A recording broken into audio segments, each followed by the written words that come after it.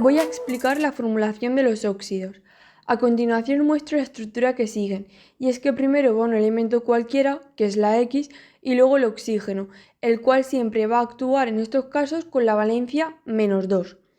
Voy a comenzar con la nomenclatura sistemática, cuya formulación es indicando el prefijo que tenga el oxígeno, terminado en óxido, seguido del prefijo del otro elemento junto a su nombre, es decir, la estructura que muestro a continuación.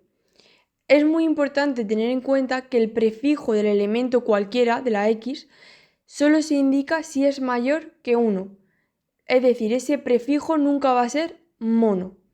Y los prefijos en general que se usan son mono, di, tri, tetra, penta, hexa, hepta, etc., según el número que tengamos. A continuación, vamos a ver algunos ejemplos. Vamos a empezar con el monóxido de hierro. Si nos imaginamos que nos piden que nombremos este elemento, vamos a empezar con monóxido. ¿Por qué? Porque debajo del oxígeno no hay nada, y cuando no hay nada es como si hubiera un 1, por eso el prefijo mono. Y luego decimos de hierro porque debajo del hierro no hay nada, y cuando no hay nada es como si hubiera un 1. Y hemos dicho que el prefijo mono del elemento cualquiera nunca se escribe, por eso no lo ponemos. El siguiente ejemplo es el Fe2 o 3, nos piden que lo nombremos. Debajo del oxígeno, ¿qué hay? Un 3, entonces diremos trióxido. Y debajo del hierro, que tenemos un 2, pues diremos de dihierro. El siguiente ejemplo es dióxido de carbono. Vale, empezamos poniendo el carbono, que como no tiene nada debajo no pondremos nada, y como nos indican dióxido, debajo del oxígeno pondremos un 2, entonces será CO2. Por último vemos el monóxido de azufre. Empezamos colocando la S del azufre y luego el oxígeno. Como no nos indican ningún prefijo, no ponemos nada porque el prefijo mono nunca se escribe porque es un 1. Seguimos con la nomenclatura de Stock, cuya estructura es indicar la palabra óxido seguida del elemento cualquiera y entre paréntesis las valencias de dicho elemento. Esas valencias siempre irán en números romanos. Hay que tener en cuenta que las valencias solo se indican cuando el elemento tiene más de una opción de valencia, si no, no hay que indicarlo. El primer ejemplo que vamos a ver es Na2O. Se va a nombrar como óxido de sodio. Y ahora vamos a ver qué valencias tiene el sodio. Debajo del sodio hay un 2, por lo que esta nomenclatura no está simplificada. Entonces, el sodio sabemos que está actuando con la +1, porque debajo del oxígeno no hay nada, que es como si hubiera un 1. Como el sodio solamente tiene esa opción de valencia, no hay que indicarlo entre paréntesis. El segundo ejemplo que vamos a ver es el Q2O. Se nombrará como óxido de cobre. Y ahora vemos con qué valencia actúa el cobre. Debajo del cobre vemos que hay un 2, por lo que no va a estar simplificado. Entonces, el cobre va a estar actuando con la +1, porque debajo del oxígeno no hay nada, que es como si hubiera un 1. En este caso, el cobre tiene dos opciones de valencia, que es +1 y +2, por lo que sí que hay que indicarlo entre paréntesis. Entonces será óxido de cobre 1. Y por último vamos a ver el ejemplo del óxido de azufre 4. Indicaremos la S del azufre y la O del oxígeno. ¿Con cuántas valencias actúa el azufre? Con 4. Y el oxígeno siempre es -2. Y esto es muy importante. Siempre hay que simplificar, por lo que dividiremos por 2 los sufijos y se quedará como SO2.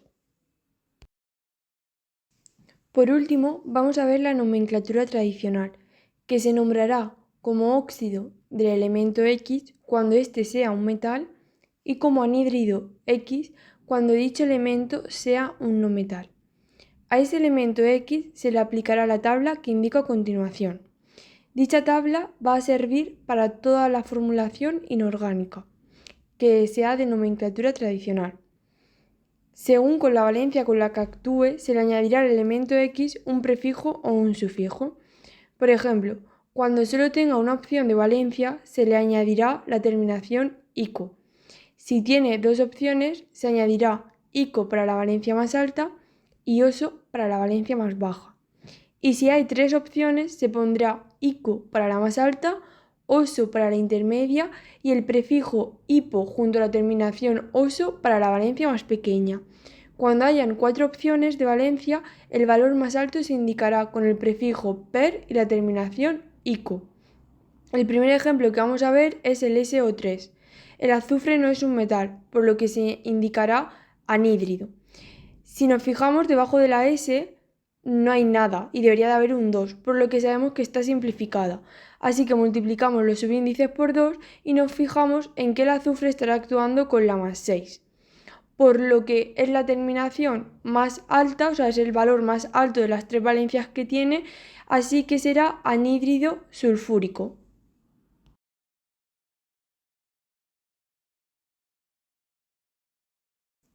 Seguimos con al2 o 3. Debajo del aluminio hay un 2, así que no está simplificada, por lo que el aluminio está actuando con la más 3. Y como es la única opción y es un metal, se nombra como óxido alumínico, terminado en ico, porque es una única opción.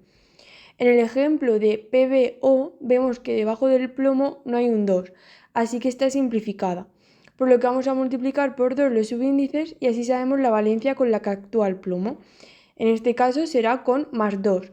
Como sus opciones de valencia son más 2 y más 4, se nombrará como óxido, porque es un metal, plumboso, terminado en oso, porque está actuando con su valencia más pequeña. Del siguiente ejemplo, la terminación ico del óxido telúrico nos indica que de las valencias del teluro, que son más 4 y más 6, está actuando con la más alta. Si hubiera terminado en oso, estaría actuando con más 4, pero como termina en ico, actúa con más 6. Entonces ponemos las valencias y si nos fijamos, los subíndices se pueden simplificar. Para terminar, voy a indicar una excepción de los óxidos. Y es que los halógenos, que son el flúor, cloro, bromo, yodo, astato y teneso, se consideran más electronegativos que el oxígeno, así que se van a escribir a la derecha de la fórmula. Es decir, se va a escribir el oxígeno y luego el halógeno. Por ejemplo, vamos a ver el O-cloro 2. ¿Cómo lo nombraríamos? Siempre se va a nombrar indicando el prefijo di, seguido del halógeno terminado en uro. Entonces será dicloruro. Y a este dicloruro siempre se le va a añadir la terminación de oxígeno. Ese de oxígeno siempre lo van a tener.